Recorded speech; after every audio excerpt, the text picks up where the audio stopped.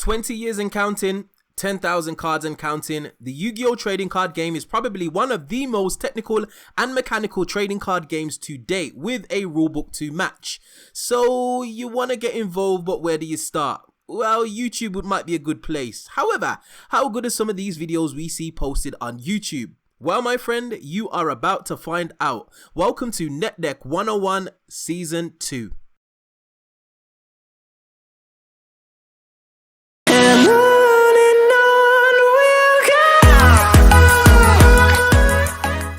What's going on, ladies and gentlemen? Welcome back to the channel. I'm sure you know who it is.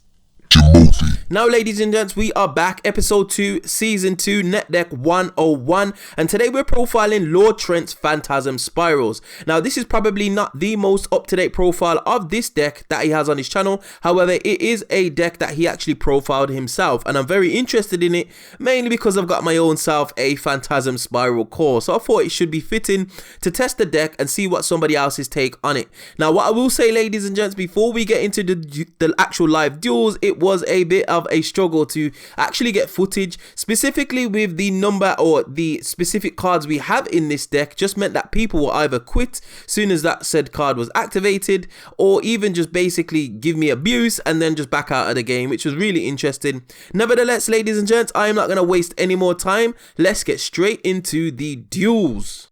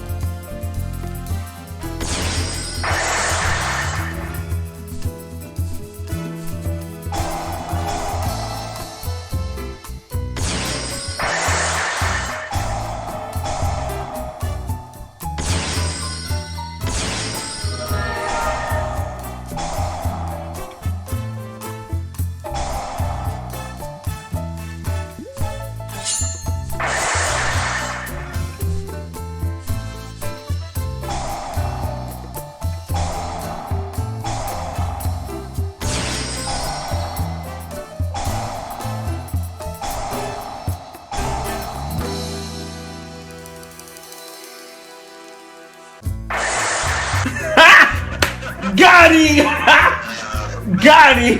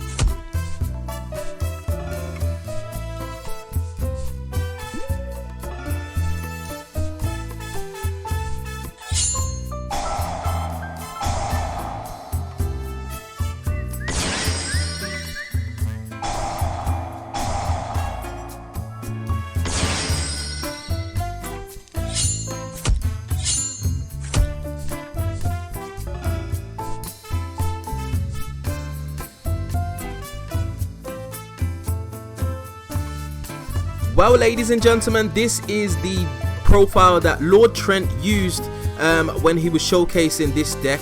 Phantasm Spiral, by any stretch of the imagination, are not a meta contender. They're not even rogue tier, but they are a very, very fun control strategy, and I think that Lord Trent has made a interesting crack at the deck.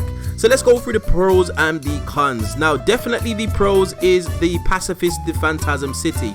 This is probably your win condition. Getting this on field and being able to resolve it turn after turn after turn basically just means you go +2 for the next, at least the next 3 turns, because you get a token on field and you get a search for one of the Phantasm Spiral spells or traps, which are very, very powerful.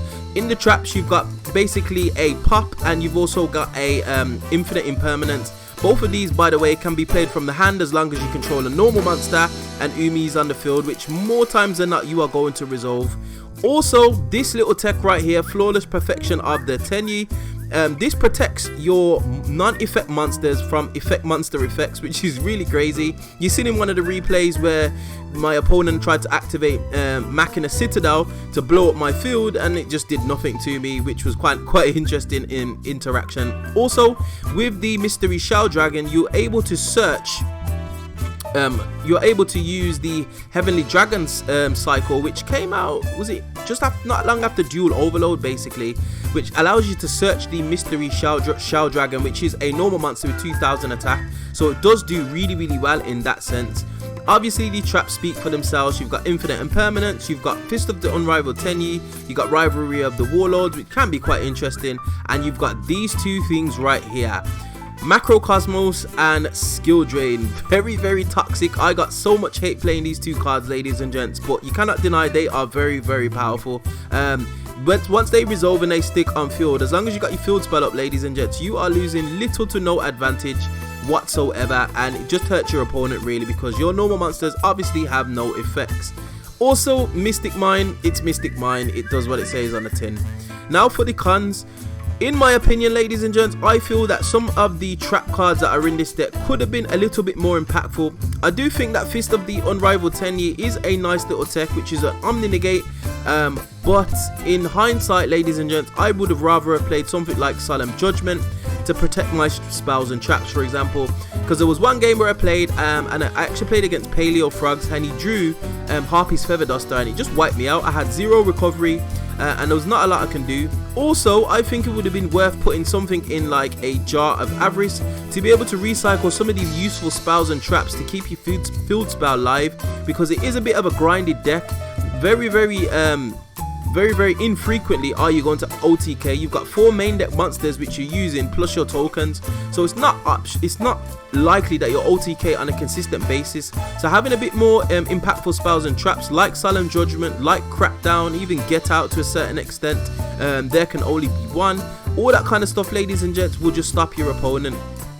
The extra deck I'm not going to mention because that is literally Pot of Extravagance fodder. Humanoid Worm Drake is probably what you're likely to choose because of the synergy with Umi, but it doesn't really matter.